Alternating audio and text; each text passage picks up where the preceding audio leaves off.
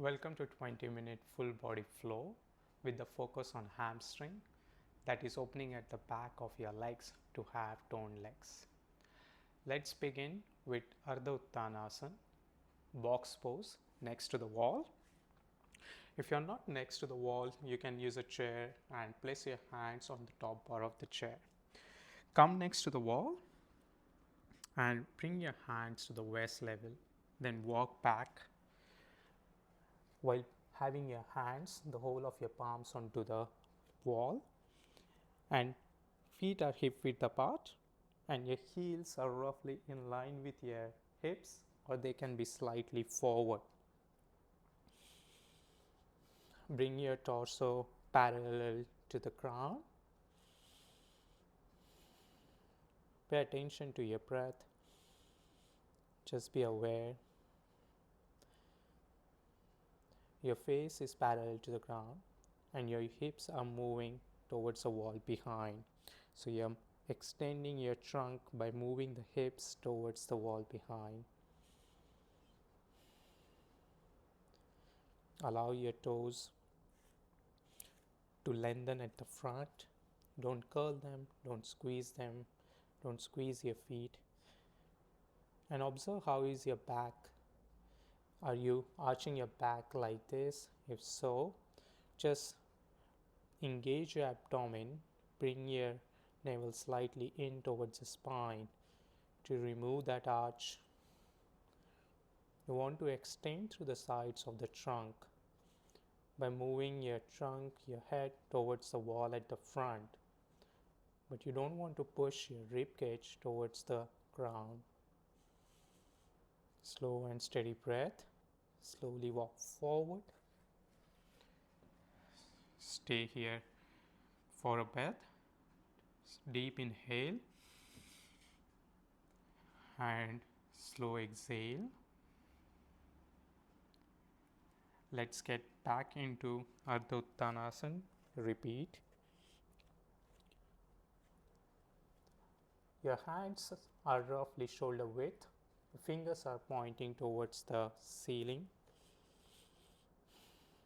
And make sure whole of your palms, all the fingers are touching to the wall. Bring your attention to your first finger, your middle finger, your ring finger, little finger and thumbs. Press them well onto the wall.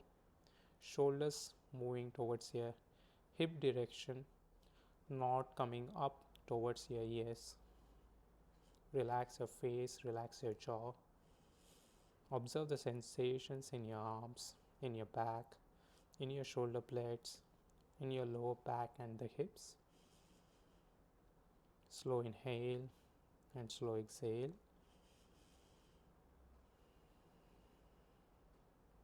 Slowly walk forward and come on the mat in Tadasana. Arms at your sides, feet together. Lift the front thighs up. Inhale and lift the chest up. Allow inner shoulders to go away from each other. Raise your arms up. Bring them in line with your shoulders. Then interlock your fingers right up to the web to have firm interlock. Then change the direction of your palms so that palms are facing towards the wall at the front. Have a look at your arms. Make them straight at the elbows and shoulders going back towards the wall behind, not coming forward and not shortening of the chest. I turn here sideways to give the better view. So if shoulders are coming forward, you're rounding your back and chest is compact. So you want shoulders to go back, lift in the chest and the arms straight. While maintaining this alignment, raise your arms up. Urdhva Baddha Gulyasana. Urdhva means upward, Baddha means bound, Gulyasana means fingers. Slowly bring your arms down. Change the interlocking of your finger. Bring the opposite little finger at the front. Then extend your arms once more and then raise them up. Relax your face, relax your jaw. Relax your neck, shoulders going down towards the joint, shoulders going down towards the crown, not lifting up towards the ears. Move your head back and have a look at your arms. Make them straight at the elbows.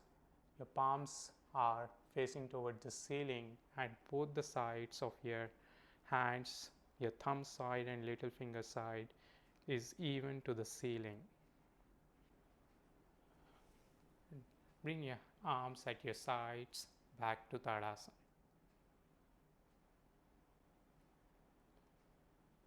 From here, let's move to tabletop position. Bring your knees onto the ground. Your hands are underneath your shoulders, and your thighs and your shin are roughly 90 degrees. Your knees are hip width apart. Your fingers are pointing towards the wall at the front, and bring the even distance between your fingers. Slightly lean forward to bring more weight on your hands, and press whole of your palms, your fingers onto the ground, just like you were doing onto the wall. And feel the difference when you have your upper body weight onto the hands. How do you feel the connection of your fingers with the ground? Experience that. Slowly move back. Your toes are tucked in. Sit back, bring your buttocks to the heels. Maintain the arms straight. Just feel the extension in your arms, in your fingers, at the sides of your trunk. So when you're in this position, you're moving the hips back, the arms going straight, but not lifting the shoulders. Shoulders are down towards the ground and back towards the hip. And feel the length coming through the sides of your trunk all the way through your arms towards your fingers. Slowly come forward. Then lift the knees up, lift the hips up, and get into downward dog. Urdhva Mukha Svanasana. Adho Mukha Svanasana. Adho means down, Mukha means face, Swan means dog. Slowly come down with your knees on the ground. Lean back, sit buttocks to the heels, arms straight. Come forward. Let's go back to downward dog. Bring your head in line with your spine. Take one more breath here. Slowly come down. Knees to the ground. Sit back. This time, catch hold of your sides of your mat with your hand. Keep the arms straight and have a look here. While holding the sides of your mat, you will get into your downward dog.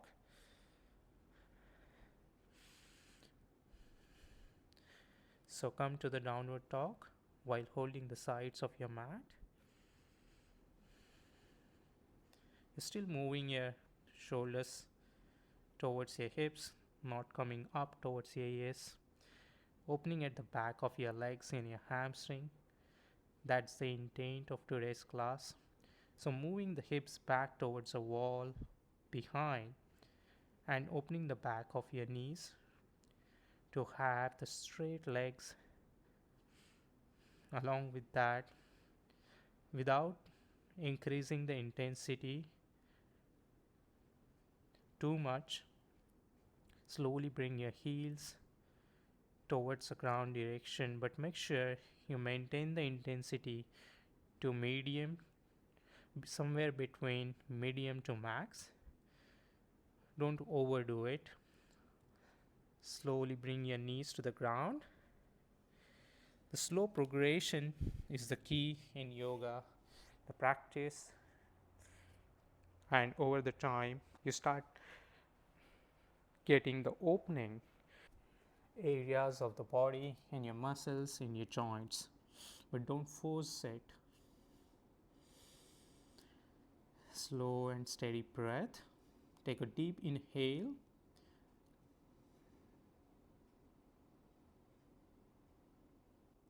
and deep exhale.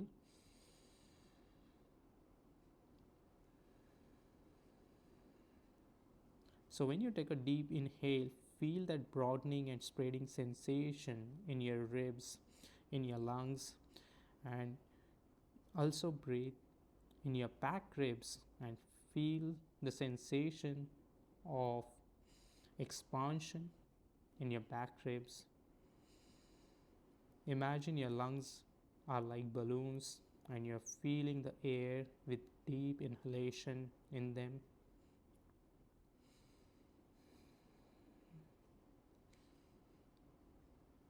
Once more, let's get back into downward dog. You have two options here. You can hold the side edges of your mat or you can place your hands onto the mat at the front. Choose the option that suits you. I am placing my hands on the mat and lift your knees up, lift the hips up, move the hips back. Once more with attention at the back of your legs. Open the back of your knees. Allow your buttocks to move towards the wall behind. But be aware of the sensations when you are in the pose. Don't overdo it. It's easy to get injured when you overstretch your hamstrings, or that applies to any muscles. If you overdo it, probability is you will cause harm to them. It's not very easy to get injured, but if you keep doing it, there are chances. Slowly bend your knees. Sit back to the heels.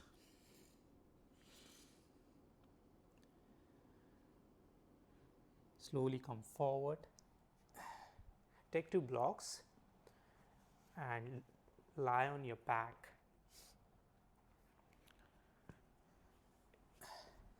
Let's engage our hamstrings, let's engage our glutes in the next asana, variation of Setubandha Sarvangasana with upright bricks.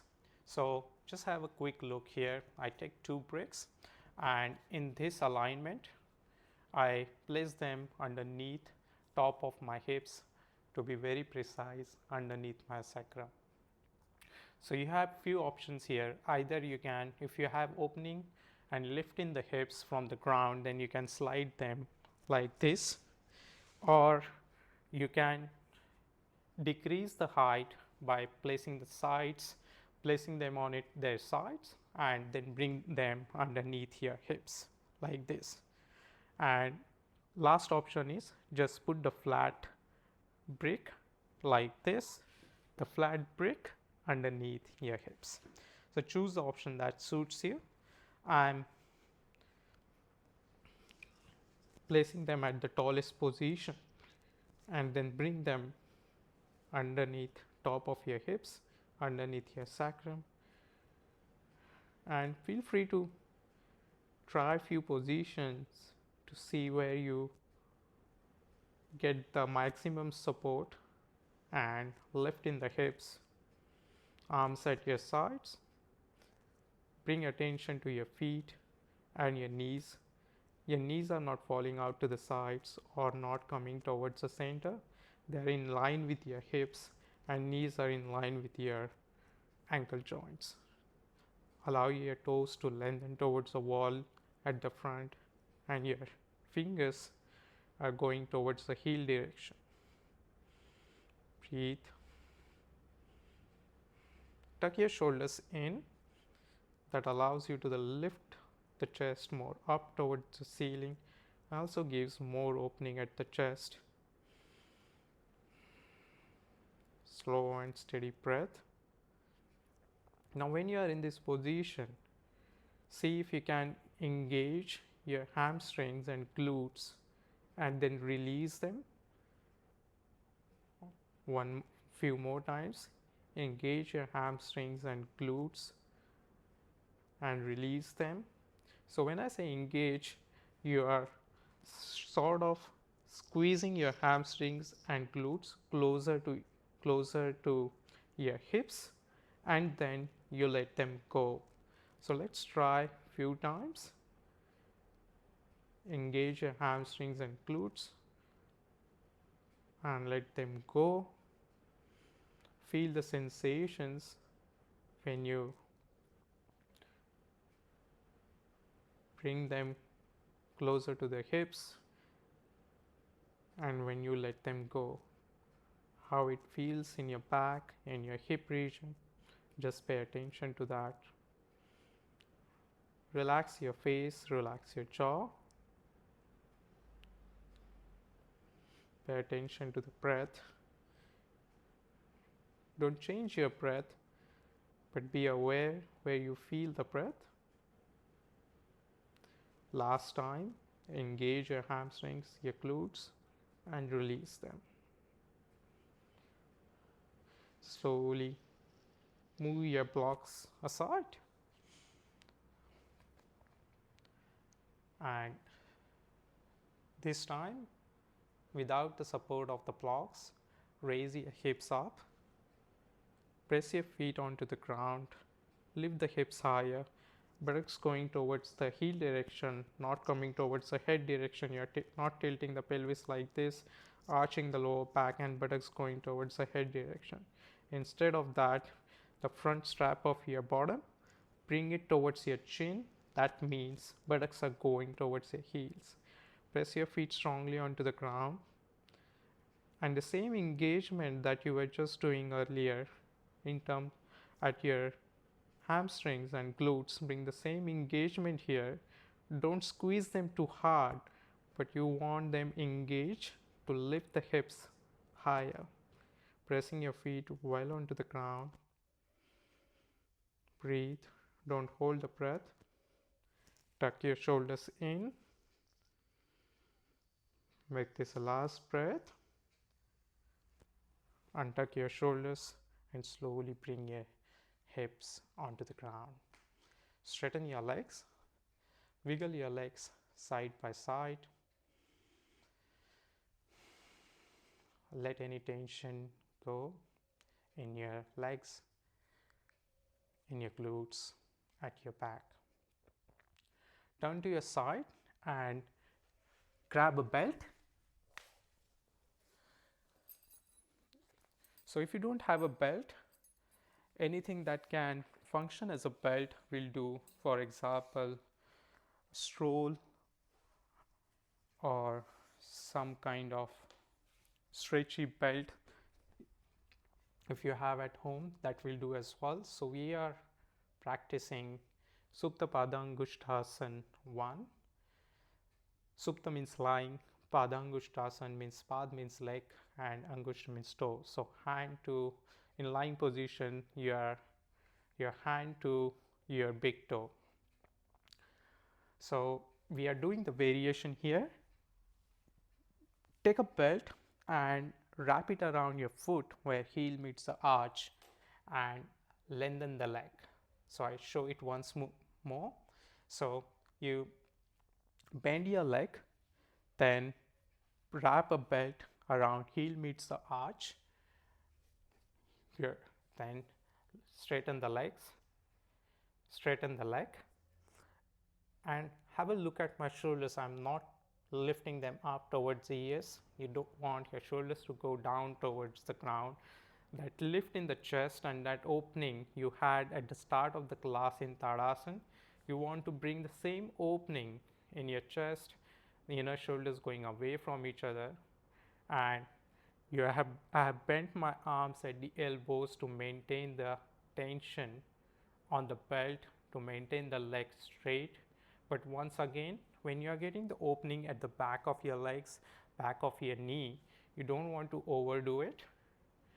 Be aware of the intensity that you are creating and keep faith on slow progression towards the release and opening that you will achieve in your body. Relax your face.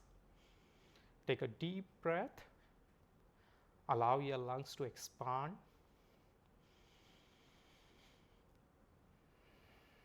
and slow exhale. Be aware of the sensations when you do that. Make this a last breath. Slowly bend your leg. Remove the belt and let's do the opposite side.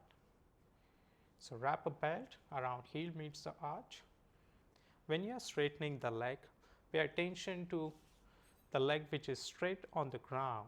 You don't want to turn it towards the side, it's not falling in or out. It's straight and fingers pointing towards the ceiling. The kneecap is pointing towards the ceiling. You are pressing both the sides of your hips, left and right, well onto the ground. So you are not lifting towards the right or leaning towards the left.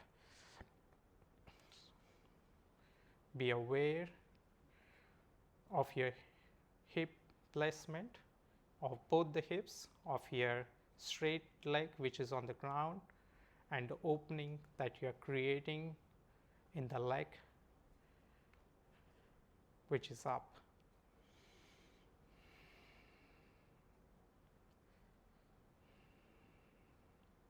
Slow and steady breath.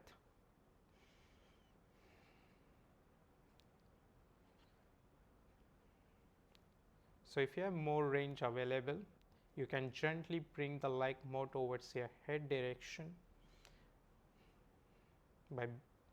while being aware of the sensations in your hamstrings, in your groins, in your glutes. Allow your toes to relax. Don't squeeze your toes of both the feet.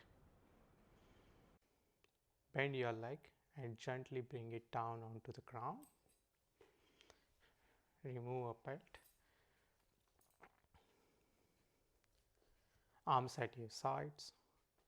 Lengthen your legs. Relax your legs and observe the sensations at the back of your legs. Release your toes. Observe if there is any tension or tightness. If so, let it go on and exhale. That means when you observe any tightness at any part in this scenario at the back of your legs, then visualize that you're letting that hold in that area of your body go on an exhale. You're trying to release it. So instead of maintaining that hold, you're letting it go.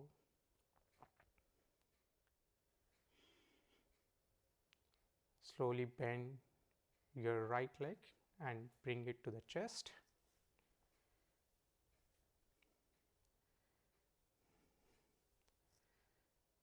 The moment right leg comes up upon your abdomen towards your chest, observe how your back connects with the ground. Try not to lift your shoulders, relax your neck, relax your shoulders, let them go towards the ground, and observe where is your opposite leg which is straight. Don't let it be dull. Maintain the alertness in your straight leg. Release. Bring the opposite leg close to the chest. So when you bring the leg close to the chest, you interlock your fingers and catch hold at the top of your shin to bring your leg towards the chest. Slow and steady breath. Take a deep inhale this time. Feel the expansion in your lungs, in your rib cage, the top of your chest, and slow exhale.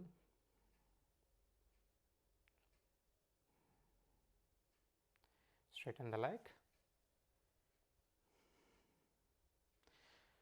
Wiggle your legs side by side to release any tension or tightness. Turn to your side and come up.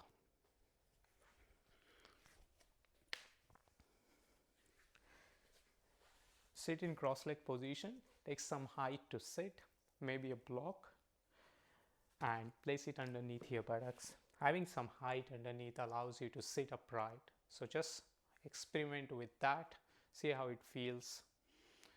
That means lifting your torso up towards the ceiling, maintaining the length in the torso, not shortening. The front of your torso, you want length. Lift in the chest with inhalation, and with exhalation, allow your shoulders to go down. Broad and wide chest. Deep inhale and deep exhale. Bring your hands to your chest in Namaskar Mudra, prayer position. Close your eyes. Relax your jaw, relax your face. Pay attention to your breath. With each inhale, see if you can extend the torso up towards the ceiling. And with exhalation, allow your shoulders to go back towards the wall behind and down towards the ground.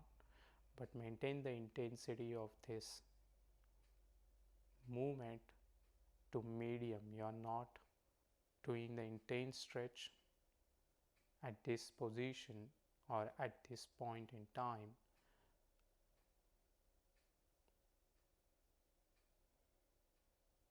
Take this opportunity to thank yourself for being engaged in the practice, to lengthen and strengthen your hamstrings, the back of your legs, your glutes and groin region.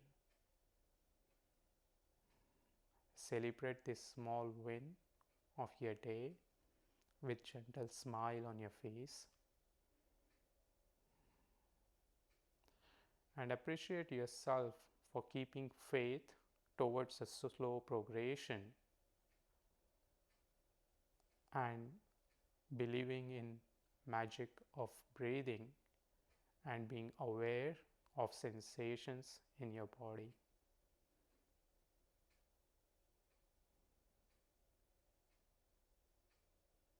Namaste and thank you. Slowly open your eyes, release your hands on your thighs. If you could let me know what worked for you in today's video and what you would like to have more, then that will help me to make right videos. See you next time. Till then, be your best version.